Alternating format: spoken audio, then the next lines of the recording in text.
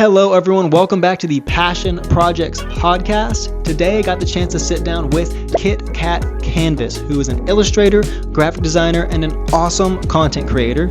We got the chance to talk about things like how she got into content creation and where that started with iMovie, what her art has transformed into today from where it was for what she did in high school, and so many other amazing things. Kat is growing really quickly on all social media platforms, so here are the links to all of her social media so that you can go follow her so you can say you were one of the first ones to get there before she absolutely blows up. So without further ado, sit back, relax, and enjoy this conversation with kit.kat.kanvas. Where are you from? So are you in South Carolina right now? Yeah. Oh, that's amazing. I love South Carolina. I have relatives in South Carolina. So I grew up going to like Greenville, South Carolina. That's where I'm from, Greenville. That's so crazy. Okay, Yeah. what? Okay. Well, I live in Pennsylvania. I'm in Pennsylvania right now. I've been to the Poconos once to go skiing, and I loved it. So shout out Pennsylvania, too. Yes, we love Pennsylvania. Yeah.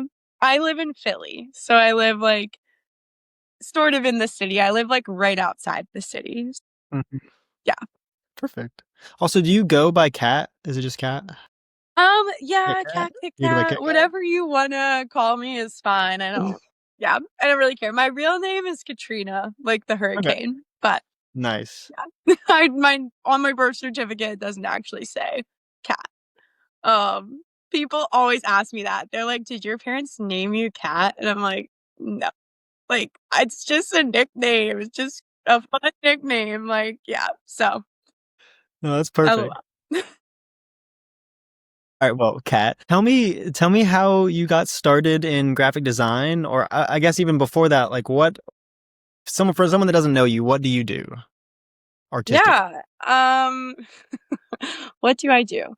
So currently I make art inspired from the grocery store. That's like kind of been my thing for the last like few months. And I'm planning to direct a lot of my work from here on out, uh, like making art from the grocery store. And like what that means is like I just take your basic like common groceries like milk and butter like on my hat and I just make them into fun designs that hopefully people like enjoy the color. I think that the world needs more color. So I try to put a lot of colors in my work. And my favorite colors are the primary colors. So that's like a lot of my work is primary colored and or like yellow. I love yellow. It's like my favorite color. Mhm. I got into graphic design, I guess because I went to college for it. I also got into it because in high school I took some art classes and my teachers always were encouraging me to go for it. My art was very different then, and my art has changed a lot over the years. I wouldn't necessarily call myself a graphic designer. I'd probably say I'm more of an illustrator. And the reason is just most of what I do, I'm doing on my iPad with like Procreate and my Apple Pencil. I'm not really like using like Adobe software. I'm not like making logos. I Mhm. can do those things and I like have been trained to do those things, but I sometimes find those things not so exciting as like just drawing my silly little art pieces on my iPad. So that's a little bit of, I guess, how I got into it.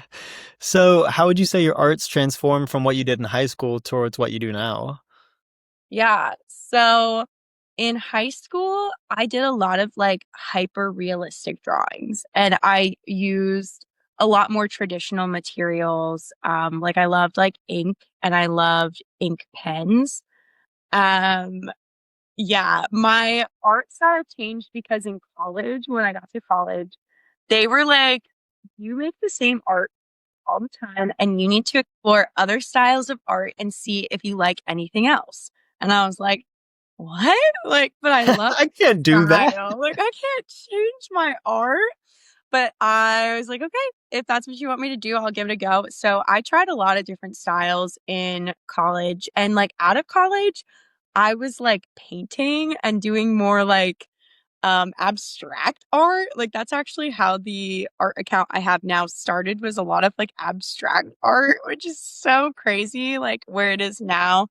But I ultimately went back to doing stuff on my iPad because I think like digital is easiest to make into like stickers and prints and things like that. And Yeah. that was where I was headed, was like, okay, I really want to like sell my art. And I feel like these paintings they're not doing it. And I need to go back to like the whole cartoony stuff. And then how I centraled on the grocery store is just my dream job when I was 5 was to be a cashier. And so I thought it would be really funny to start making art, like silly art based off of the grocery store. But like, what if the grocery store was like really fun and all the packaging was actually cool? I love And that. what if you came to like an art market setup and it feels like a grocery store and like everything's like laid out as if you're like going shopping at a grocery store? So that was like the basis of the idea. I got that idea back in like March, and I told a couple of friends, and then I was like, okay, I'm gonna do it. And so now I've been doing it for a couple of months and I'm loving it. It's so fun. So So the social media account, the kit.kat.kanvas, that was started back in March. no, it was started a long time ago, but what I'm doing with the grocery store stuff started back in like March, I would say. Like that's when I really like dove in on like, okay, this is going to be my thing. I'm going to like niche down to like this, and this is what my content is going to be about from here on out. My KitKat Canvas account started, oh man, when did it start?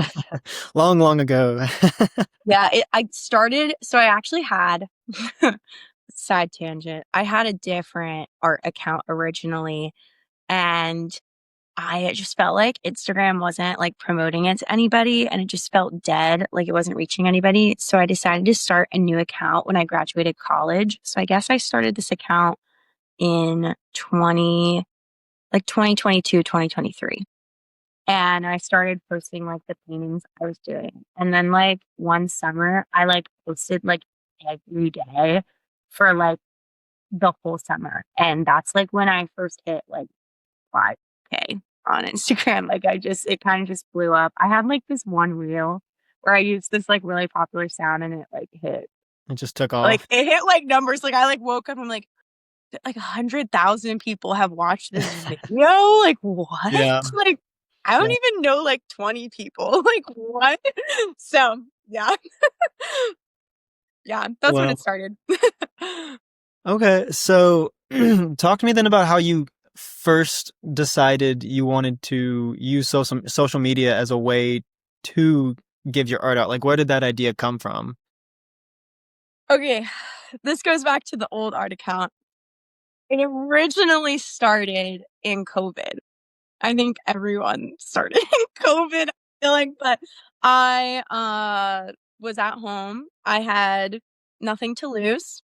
I was, locked away at home. So I had a lot of free time, and I made a ton of art, I remember, during that time. And I was just like posting it on social media and just giving it a shot. I had been making art at that point for quite a few years, and a lot of different people were like, you should really post this on social media. And I was like, oh, I don't know if people really care that much about my art. Like, no one's going to care. And so then when COVID happened, I was like, I guess I have nothing to lose and I have nothing better to do right now. So I'm just going to give it a shot. So that's why it started. And yeah, it's been such an interesting journey. Like social media is a very interesting place. I feel like artists originally just posted like pictures of their art. I know For that's what I sure. did. I wasn't like posting like videos. Hmm. But then when the Reels like feature, I guess, came in, that's when I started like, all right, I guess I need to like do that. I already loved video editing though before getting into that side of it. I like loved video editing before I even liked making art. So Oh, cool. yeah, How'd it you kind get of into worked that? out. How did I get into video editing? Yeah. iMovie, and being in middle school and having a little brother that I just like forced to make silly videos with me like all the time. Especially in iMovie, there was like this setting where you could make like a horror trailer. And like Yes, I remember that. Yep. yeah. Me and my brother and my dad would like come up with different plots and like make different horror trailers. And the best So one cool. was this is so crazy, but um I had like American Girl dolls. And so we had this plot where like my doll like was like spying on my little brother. And then at the end of it, like the doll like pushes my brother like down the stairs. Like this is like a whole plot, like all laid out. We filmed the whole thing on iMovie. Yeah. Are It's these just are these on the internet to see, or are they archived no, away? oh gosh, no. I'm long gone, but yeah, it's funny. That's how it all That's started with the amazing. video editing. But Yeah. yeah, so I wanted to be a YouTuber like way, way back in the day, way before I wanted to be an artist. So now I'm trying to go down that route and film some Sure. videos and do that side of things too. But video editing came really naturally Mhm. um from the get-go, which was kind of nice. I know that was like a lot harder for other people who were like, "Oh my gosh, videos are the thing on social media now. How Yeah. do I do this? Like this is really hard." And I was like, "Oh, I already know how to do this. I Yeah. already learned how to do this in middle school when my dream job was to be a YouTuber." So, That's so cool. I love that. yeah. Yeah, I feel like there's a lot of people that if you ask them if they made crazy weird videos in middle school, they'd probably be able to say something very close to what you just said. I think that was a Yeah. very real thing back in the day. Like did So you even have that like a middle school yeah, experience if you didn't edit weird videos? yeah, that you weren't really a middle schooler if you didn't do that. Yeah. Yeah. Um, so then talk to me, since you got into video editing when Reels went live, talk to me how your content has shaped into what it is now with like you doing something like Peachtober or different monthly events. Yeah. So when I first started posting videos, it was a lot more just like quick, fun, silly videos. A lot of just filming the process of making art, like not even me talking. The whole like, what if I just like talked about the art process and really showed my personality came later on. I don't really know what made me want to start doing it that way. I like, there's no deeper reasoning. Just I just wanted to like talk more in the videos and the whole like doing the art challenges. I just they were just doing really well on social media. Yeah. You I got to do what started works. So, yeah, like people just liked a challenge or like it's day 1 of this, it's day 22 of this. Like it I just noticed that people were much more interested when there's like a challenge and there's an end goal and they wanted to see can you actually do it? Can you it's like a actually like story within a story too. yes. The one that did the best for me so far, even more than Peachtober, is in the summer. I did like a poster for Ryan Trahan and Haley Pham for their like 50 States in 50 Days series. That one like blew up on TikTok. It was like That's awesome. really yeah, it was really weird. It felt very weird, but it was cool. It was fun. And I actually did end up getting to like send them the poster. So it kind of was a cool like challenge in the sense of just getting to that angle and being like, wow, like I spent so much time on this. That was totally worth it. So yeah. Mhm. How did that come about? That's I was so cool. watching yeah, I was watching their videos and I just was like, man, this would be really cool as a poster. And then I was like, what if I made a poster? And so then I did. Yeah, like how I kind of did it is I did all 50 of the Airbnbs that they went to and I like designed them all and then I did them like in the middle with like some extra details. So it was super fun because the Airbnbs also got interested too. And Oh, like we're DMing towards the end and like I got to like send it to like the Airbnb that like won the whole like challenge and like they were like, we're gonna hang it up at our Airbnb. And I was like, what? This is so random. I just like had this idea on a Tuesday and now it's like over so weird. yeah. Yeah, it was cool. But I think just like I love a good challenge and I love being able to bring the audience along for like, can I actually do this? Yeah. Um, yeah. And I By think the way, people you like did a that great too. job. You did a fantastic like I watched all of Peachtober because I started following you a couple weeks before that. You Yeah. crushed it. I Thank you. loved it all. Um, but tell me, like, I guess with like something along the lines of Peachtober specifically, what does your creative process look like? How does that work for that? So for Peachtober, I the reason that it worked out so well is I prepared a lot in advance. I like sketched out all of my ideas like as soon as the prompt list came out, I got my sketchbook. I'm like, we are planning this out because like the idea of making a YouTube video every day is going to be really extreme. Can I actually like do that? Let me try to like do as much in advance before we get to the actual month of doing it. So what I did is I sketched out all my ideas. I came up with what I was going to do. And then I actually like I made all the thumbnails for all the YouTube videos Whoa, during that month of September before it well, happened. And smart. so I like went out, I shot photos for all of them. I got that idea from I was like watching other YouTubers talk about like making YouTube videos. And a lot of like the big YouTubers are like, I make my thumbnails in advance. Like the first thing I do before I even make the videos, I have the thumbnail. And I was like, interesting. I'm going to try that. And I'm so glad I did it that way because like it was a very stressful month and it was like super overwhelming doing it. But like at least when we got to the part like, okay, yeah, all I have to do is post it. Like I had everything ready to go. It was just like making the video and making the art and then putting it all together. So yeah. Yeah. But planning ahead. That's how I No, that's a yeah. really good answer because I'm sure there's some people that will see this that will want to do something along these lines, and I think that's important for people to hear that it's like sometimes you can't fit all of this into like a 1 day period, and you have to plan this ahead. Like even just editing a video, I spend a lot of time editing videos, and it takes a lot of time. It takes a lot of time. Yeah. It Being able does. to have that awareness to do it ahead of time, I think was a really cool idea. Yeah. Is that how you were able to like balance like the structure and spontaneity of it, like while you're designing? Yes. Another thing I did is I always was a day ahead. Like, always. Like, I never was, like, doing it the day of. I always was 1 day ahead. But that's it. I was only ever, like, 1 day ahead. Like, I never was, like, super ahead. Like, it was always, like, I only had time to film one video and then quickly edit it. Another thing that helped is I was making the same video every single day, pretty much. Like, I talk about what I'm gonna make, I give the challenge, then I make the art, and then I finish the video. So, editing this is crazy. But by the end, I was able to like edit the episodes in like an hour. That's impressive. Yeah, but it was only because I got a rhythm down. Like I had like all the Mhm. audios like saved Yeah. for all the videos and like I had like specific sounds I was using in each video at specific moments. So I was basically just editing the same video every day. So Yeah. it started to just be like, okay, I just have to clip this here, clip that here, boom, boom, boom, boom, boom.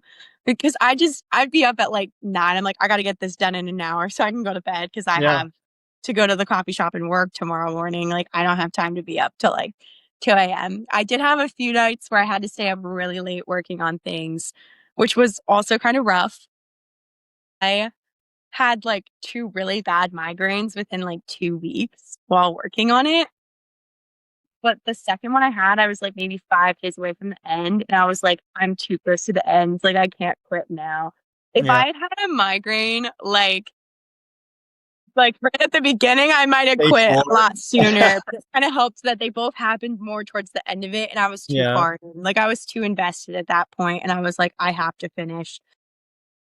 I probably will never do quite to this extreme again. Like it was a lot of work. It was so worth it, but it was so much work, Yeah. and it was very stressful. Like it was the most Sure. stressful month of my entire life.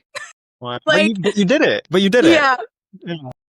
yeah. I feel like I'm still recovering from how stressful it was. So, yeah. Yeah. Well, thankfully, November and December, those aren't busy months for anyone at all ever, so you can clearly rest for the next 6 weeks. Not exactly. But that's okay. Yeah, Yeah. it's okay. Yeah.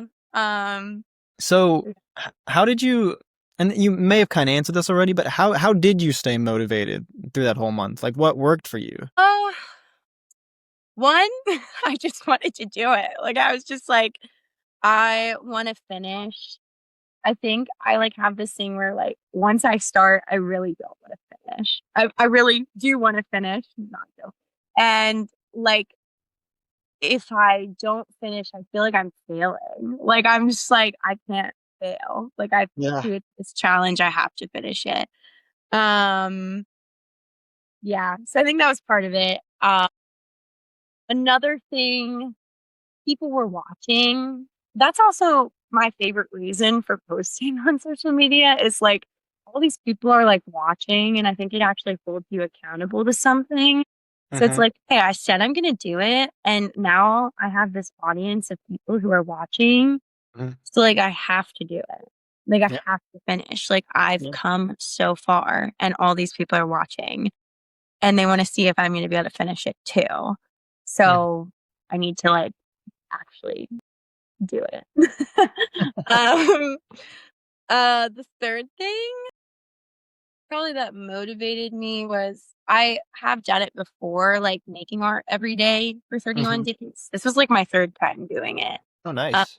Um, so when I'm done, I always have all this content that I can then repurpose for like other things, which is super nice. So like there's like things at the end of it where you're like, great, now I have like 31 videos that I can use for like other videos in the Yeah. future.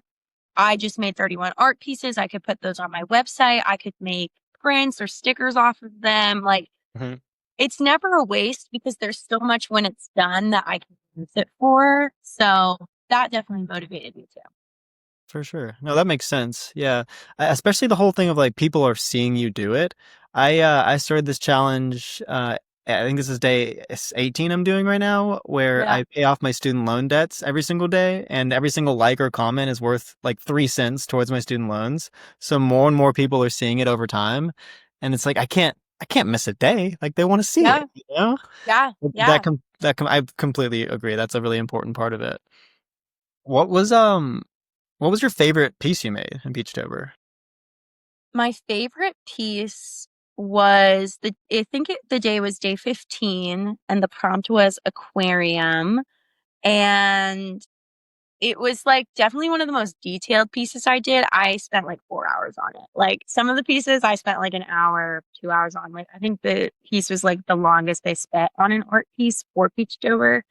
And I can like see that in how it came out. Like you can just tell, Yeah. like, oh, I spent a lot of time on this. Like I really worked on this one. I also like loved my idea. Like when I came up with like my ideas for Peachtober, I was so excited for that day and for that idea. And I was like really looking forward to doing the piece as well. So that was like my favorite one for sure. It was also like super colorful and Yeah. yeah, I very think I fun. remember that one. I'll have to go check and see when we're done, but I'm pretty sure that was one of my favorites too. It's like a girl, she's like shopping for like fish Yes, I do at remember like that an thing. Yeah, yeah. aquarium. And yeah, it was like funny because it's like, how do I make this grocery themed like Yeah, really. aquarium? But loved the idea. Yeah, I turned that one into a print obviously because it was one of my Sure. favorites. So yeah, Do you think like other creatives should do challenges like this? Or I guess you could say artists, like you try it at least once to see what they think of it. yeah, definitely. I'm actually like making a whole YouTube video right now about Cool. why you should do an art challenge and why you should do one like for a whole month. And I think there's like a lot of good reasons. Like one, like, you know, it takes a while to learn a skill. So doing something like that for a month really helps you to like hone like the idea of like I'm making art every day and like you get used to it. Usually at like the halfway point, you're like, oh, this is normal. This is just a normal part of my routine. I think another reason the algorithm likes to see you post regularly and daily if you can. So, yeah, it just works a lot better if you post daily. And so that's why I say like give it a month. Um, Another reason is, especially if it's like Peachtober is a very big art challenge, like hundreds of artists do it every year. So like you meet new artists while you're doing it, whether they find your art or you find Yeah. theirs. And you get to like encourage each other in like continuing to like keep going. And yeah, it's just like a good way of like building community on social media. Um, and then also like you now have like 31 artists. pieces that you can use for a portfolio or Mhm. literally whatever. Like you can use it for so many things once you're done. Like it's definitely not a waste of a month. And like I like added it up. This is my third time doing it. So in total, I've made, I think it was like 96 art pieces. If Almost this is my 100. third That's time. great. Yeah, like Yeah. almost 100 within the last like year and a half of my life. Just from art challenges, not like all the other stuff that Sure. I Yeah. it's just a lot of art. Like That's a lot. together Yeah. they say. Uh-huh. So yeah, I think it's worth it. I Mhm. do. Yeah. Is art your full-time job? No. Art is like the side dream job that I'm trying to maybe make full time. Although I don't know if I would want to go full time. I work at a coffee shop in Center City, Philly, and that is like the job that brings in actual like Sure. Sure. money. The art does, but not like enough to live off of right now. Sure.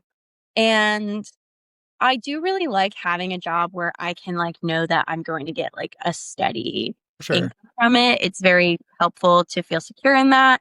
And then also like there's something about working and then coming home and like the first thing I want to do is like make art because like the coffee shop job is great. It's not necessarily the most creative job, so it's not draining me creatively. Like, Mhm. that's kinda why I didn't wanna go into graphic design. I was worried that doing a job like graphic design would drain me creatively, and I wouldn't wanna, like, make art at home Yeah. and make my own art. So, I sort of think even if the art stuff, like, really would like, skyrocket, like, I am still gonna keep my coffee shop job because I enjoy the security of that and, like, keep doing the art on the side. So I work, like, 3 days at the coffee shop, and then I have 2 days where I just do my art stuff at home. No, I think that's a really good mix too. And you're right. If you do something creative during the day, you're not going to want to come home, or you're more than likely not going to want to come home and do something creative again. It's just you don't have enough like brain energy to be able to do all that. So that's a really good mix. Which actually leads me to a question that I was really excited to ask you. Talk to me about the monthly sticker club. What's up with Okay. that? So the monthly sticker club, I started it last year, and I honestly started it with one person interested, which was such a risk. It's like, okay, I'm literally doing this for one person. Like what? But I gave it some time and in like a few months, like there were more people that were like subscribing.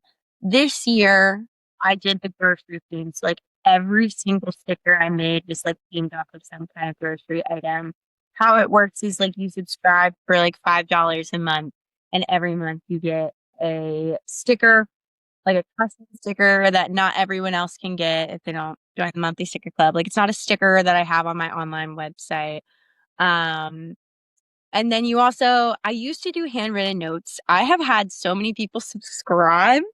Like I was like, okay, I cannot keep handwriting these notes. Like my hand is cramping and it takes me like I'm now at like I think 21 people have subscribed, which is amazing and I'm so grateful. But also like even at like 10, it would take me like forever to write each note. So I've started doing more of like a newsletter where I just like update everybody on like, here's what's going on in my studio. Here's what I'm up to. And like right now I have a ton of art markets coming up. Like here's some places where if you're local to me, like you can come meet up and like see my art in person and meet in person. And yeah, so it's more like a newsletter and then the sticker I am already starting to think about next year and like what I want to do with the grocery theme. I don't know yet. I'm still thinking it through, but Sure. yeah, it's been really cool. I would love to grow it more next year. I would love to focus more on the monthly sticker club and also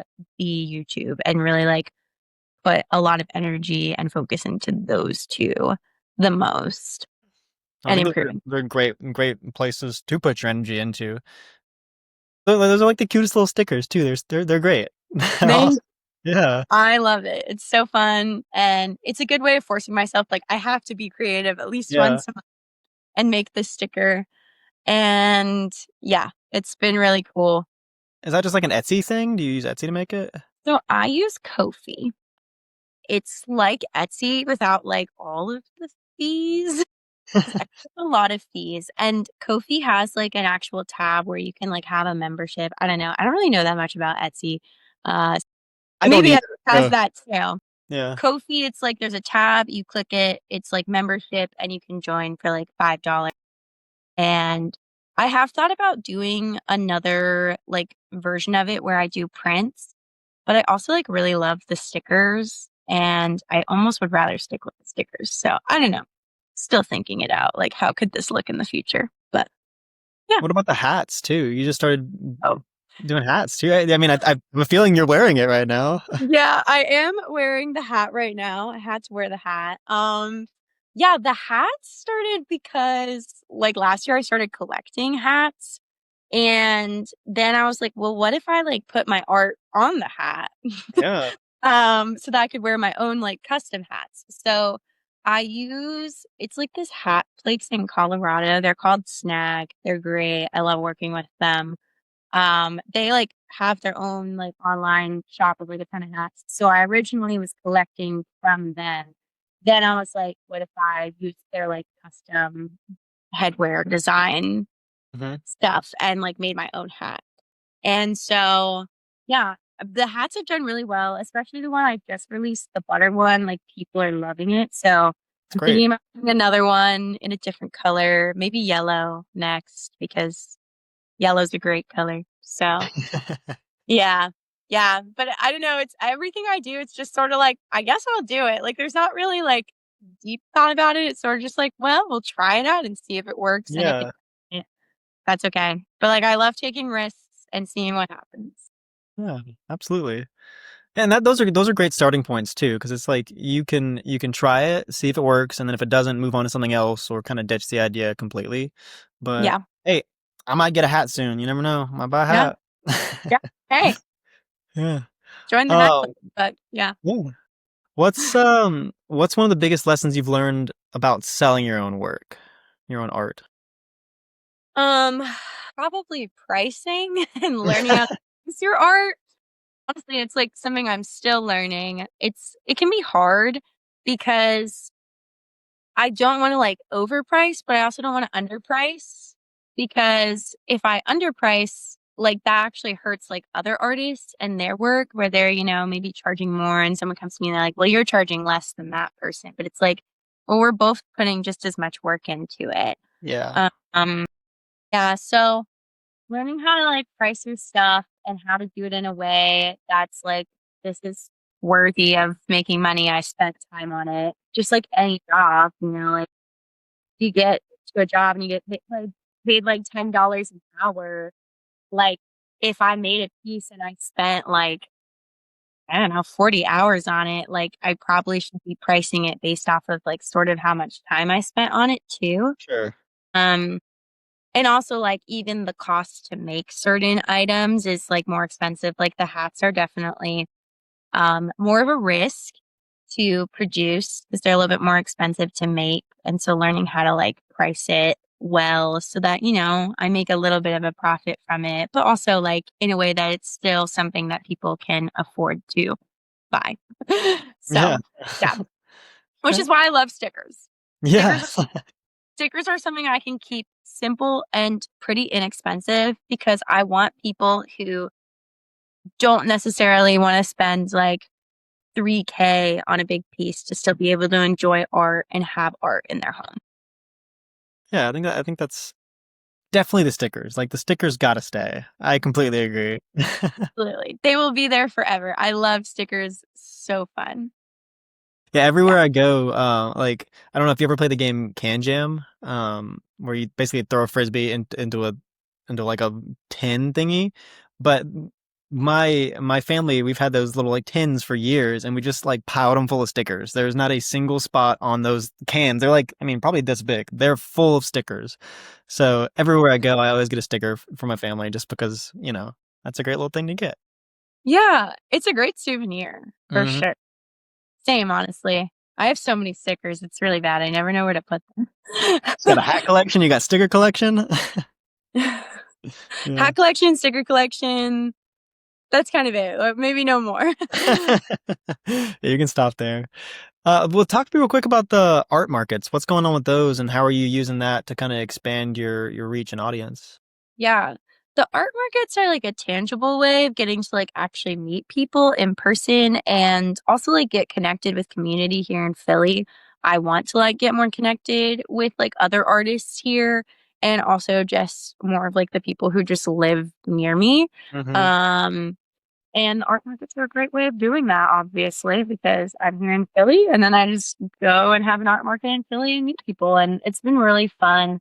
The one I like got to do last week, I got to meet a lot of really cool people. And it's also funny, like I work at that coffee shop in Philly and it's a pretty popular coffee shop in Philly. So I was also talking about that with people and a couple people were like, oh, no way, like you work there.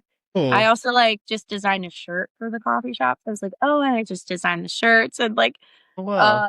uh this one person was like, no way, you're the person who designed the shirt. And I was like, yeah, I was like, oh, thank you. Yeah, it's a really great way of like getting connected into the actual community. And I think also, like, having a shop online is awesome.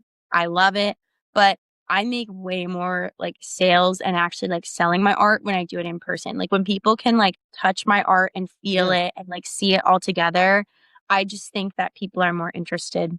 Like, it's very hard to, like, sell your stuff online, I think. Mm. I mean, there's so many different people you're competing with online as well. Um to sell your work. And so it's nice to do stuff in person and to be able to talk and have like a conversation and just get to know people And and tell speak them for about my art. yeah. So yeah, Yeah. artists should do art markets. Kind of recommend. Yeah. You Yeah. don't have to do like a million. I like this year I have like 8 and like my one art friend was like, I only have one. I was like, that's okay. Like one is great. Like you have something. Like it yeah, doesn't matter how many you do, like, just get yourself out there and get connected with people in person too, not just online. So, Yeah. So one question that I have is like, I don't know how this would necessarily apply exactly, but is there any like a dream collaboration or project for the future you really love to do? I Like guess I with the Ryan have okay, Trey sort stuff you of said. have a few. Hmm. One was, like, when I was working on the poster this summer for, like, Ryan Trahan and Haley Pham for their series, like, Ryan started his like, this candy company called Joyride, and I was like, "It'd be really fun to, like, do a collab with, like, Joyride and, like, design one of the, like, candy bags or something," 'cause especially just because 'cause I'm doing, like, the grocery stuff. So, I thought that would be really cool. Hmm. I also would love to, like, do, like, designs for Trader Joe's.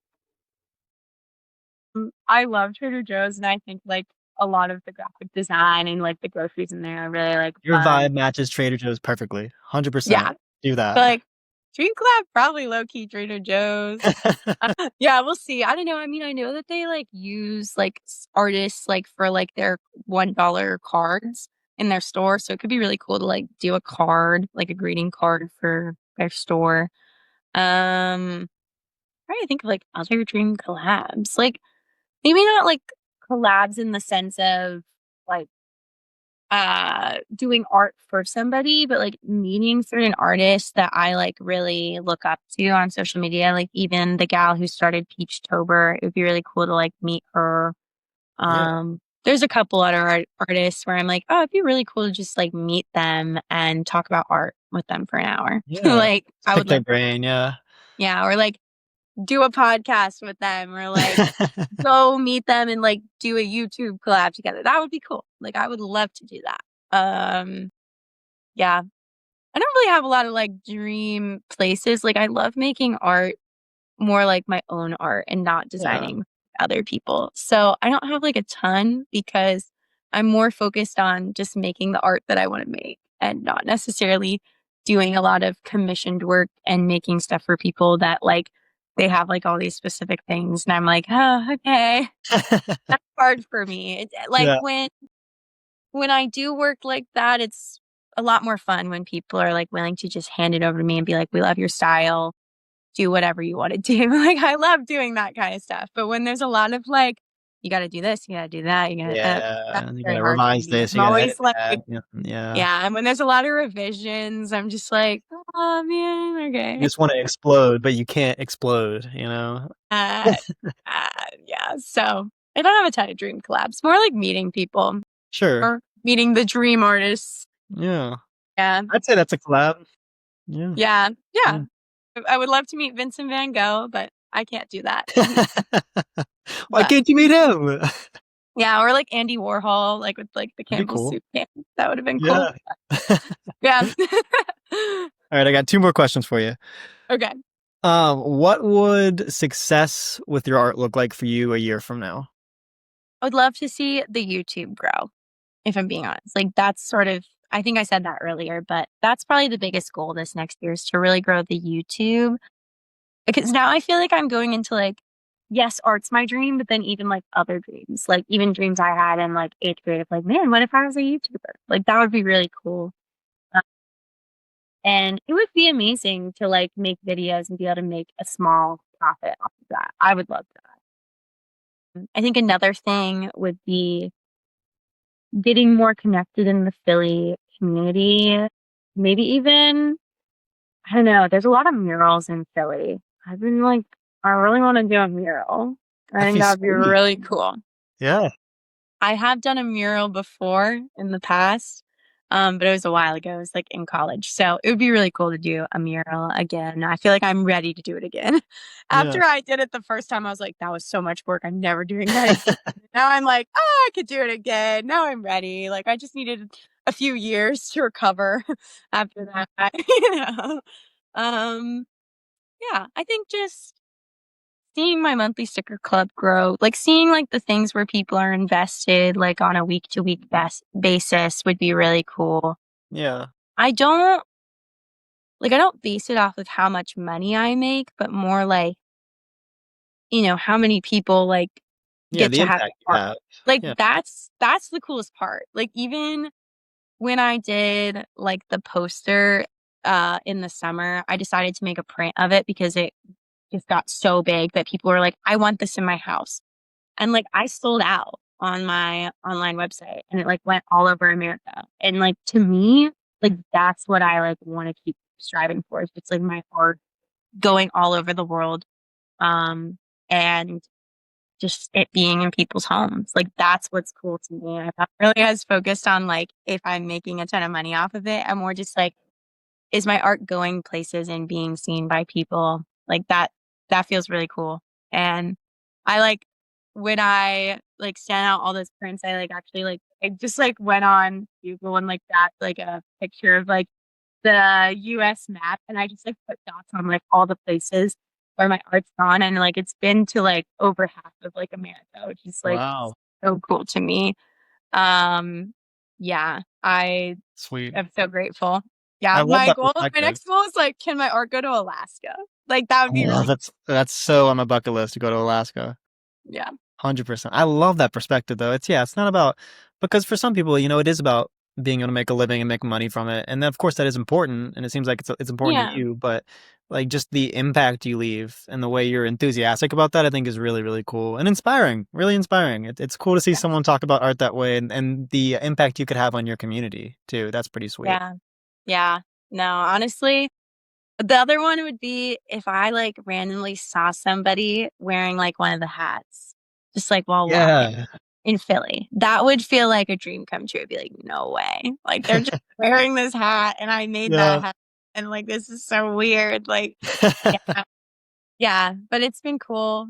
I like one of my favorite stories ever is I had a friend in college who was like at a coffee shop after we graduated college, like a year or two out, and she like texted me and she's like, I just saw your sticker on like somebody's water bottle. And I was like, and she's like, I don't know who they are. Like, I don't like who is that? I don't even know them. And I was like, that's so cool. Like, that's amazing to just like, yeah, I would love to have more moments like that where I see people out in the wild with just like my art on their water bottle or on their laptop or on their head. That's when I'm like, oh man, I'm gonna cry. Like so yeah. Yeah. That's Yeah. so sweet. Well, speaking of kind of something in that realm. Something I asked every single podcast guest that I have is that for kind of that young adult 18 to maybe 20-ish age range, what's the biggest piece of advice you could give them as they're entering the next phase of like going into being an adult, going into the real world? Yeah. I think it's kind of like two things. It's like take risks and just do it, which I know is like Nike's tag phrase, but like it's kind of true. Like I think there were some people when I first started doing art that were kind of like, "Are you sure about this? Like, what if you don't make a living off of it?" And I was like, honestly, it's okay. Like, it's okay if I don't make a living off of it, but like, I want to do this so badly, I'm going to do it. Like, I would also say if you're like really, really passionate about it, you should do it. If this is just like a thing where it's like, oh, it's fun and you don't see it going anywhere, then I wouldn't recommend going with that. But if this is something like you can't stop thinking about it and like Yeah. it just feels like you're like breathing it for breakfast, lunch, and dinner, like you should do it. And then also in regards to doing it, take risks and uh, don't overthink the risks. I think also something that's been helpful is, for example, like having now a job that brings in like a steady income. Like that actually helps me to take risks. So that's my Mhm. whole reason for even having another job is like I need a job so that I can take risks with this thing that I love and I'm passionate about. And so put things in place so that you can take risks and just do it. No, Take that's a great risks. answer. I love that. Yeah. Yeah, Yeah. And take don't ever good risks. good risks. Yeah. Yeah. Yeah. Don't buy like $1,000 worth of stickers on your first run. Like it's like baby steps for sure. But then once you start getting places and you see it growing, you can start taking bigger risks. But like you're gonna have to like just do it. Like one of the biggest things that was really hard at the beginning, even like selling my art, was I was in college and I bought some stickers of my art and then I literally just held on to them for a year. Like I didn't like start an Etsy shop or anything. Like they were just sitting in a bag in my room for a year. Yeah. And finally I was like, dude, why did I even buy those stickers? Like that was so dumb. And then I was like, I just need to start. Like I just need to do something and see what happens. And like the other day I was like, I saw some photos from like some of my first ever art markets when I tried to do it in college. And like my table setup was bad. It was like so like silly goofy. But you have to start somewhere. And like when you look back and you're like, man, that was kind of rough. Like it'll be a reminder of like, I came a long way. Like I took the risk, I gave it a shot, and here we are. And it paid off at the end, even though it was really weird and kind of awkward at the beginning. Being like, hey, buy my art. I'm like a poor college student. Can you buy my so yeah. Yeah. Oh, that's sweet. I love that. I love it. I love it. Yeah. Kat, thank you so much for making time to Yeah. come talk to me. This has been an awesome conversation. I really loved it. Thanks for having me. Of course. Yeah, where can people find you? Well, you can find me on my social media at kit.kat.kanvas. It's kit.kat.kanvas on like everything, I'm pretty sure. TikTok, Instagram, and YouTube. And also my shop website, which I think is linked in all of those places. I'm not Okay. sure. We'll look into that, but I'm pretty sure. Yeah. And also in Philly. You can find me in Philly. Yeah, If you're in absolutely. Philly, come out. Buy a hat, buy a sticker, buy it Yeah, all. buy a sticker, buy a hat, or just come hang out Yeah.